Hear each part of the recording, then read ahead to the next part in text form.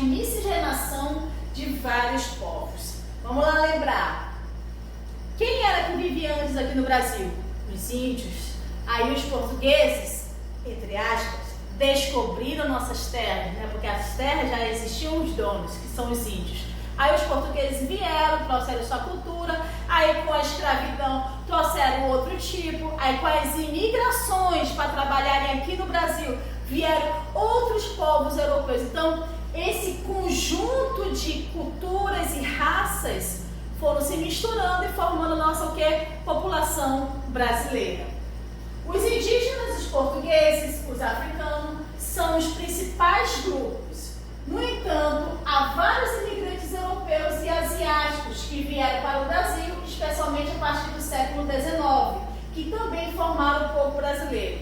Esses aí, gente, eles vieram na época da grande imigração. O que acontecia? Lá eles estavam em guerras, lá era muito ruim, era escassa a alimentação, então eles estavam fugindo e até procurando melhorias na sua vida. E acabaram o quê? Chegando aqui no Brasil, achando que o Brasil seria o local onde pudesse dar um início a uma vida boa, mas nem sempre foi dessa forma. Aí nós temos aqui, ó, os europeus, aqui nós temos os índios e aqui nós temos o quê? Os negros. Os indígenas ocupavam toda a superfície, especialmente o litoral. Por que o litoral? O que é litoral? São terras que são banhadas pelo oceano, certo? E os índios, eles ficavam ali porque era tudo mais prático. Era mais prático ele sair dali daquela terra e pescar e voltar do que ele ter que se distanciar tanto das águas, ou seja, da parte litorânea, em que ele pudesse ter que pescar e andar quilômetros para poder encontrar a sua tribo. As etnias mais numerosas eram dos tupis guaranis e foram com eles que os portugueses travaram o contato.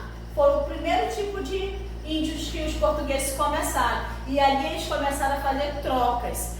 Para os índios, o ouro, o pau-brasil e as outras nossas riquezas naturais, para eles eram normais. Então, o espelho, um pente, até mesmo um garfo, um talher, era novidade para eles. Então eles faziam esse tipo de troca. Olha como era injusto. Na culinária, destaca-se o uso intensivo da mandioca, que nós comemos até hoje. Planta que havia sido domesticada pelos índios e é obrigatória em vários pratos brasileiros. Por que obrigatório? Porque ele é rico em carboidrato. E se é rico em carboidrato, é rico em energia. O primeiro grupo europeu a apontar o Brasil foram os portugueses, com a chegada deles. Os portugueses introduziram novos conceitos de sociedade, economia e religião, muito diferentes aos costumes indígenas. Na verdade, eles chegaram a obrigar os índios, dizendo assim: o teu Deus não vale, o meu Deus sim. E não tinha esse tipo de respeito. Eles obrigavam os índios, tentaram catequizá-los até, inclusive. Um dos exemplos é a economia. Ao invés de plantar a sua subsistência, agora era preciso cultivar produtos em grande escala que pudessem ser vendidos em mercado europeu. O que os índios faziam, gente? Eles plantavam aqui, eu quero comer uma mandioca. Pegava só um pedaço da raiz e pronto, fazia. Aí, era obrigatório plantar depois? Não. Se quisesse plantava, ou se não, só quando eles achassem que fosse necessário.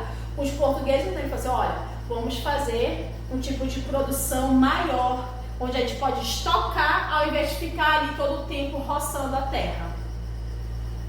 Os africanos, na nossa cultura, foram trazidos para ser escravos nas Américas. Infelizmente foi somente para isso. No entanto, cada indivíduo trouxe seu idioma, sua fé e suas habilidades. Vocês sabiam que existem países lá na África em que eles falam português? Pois é.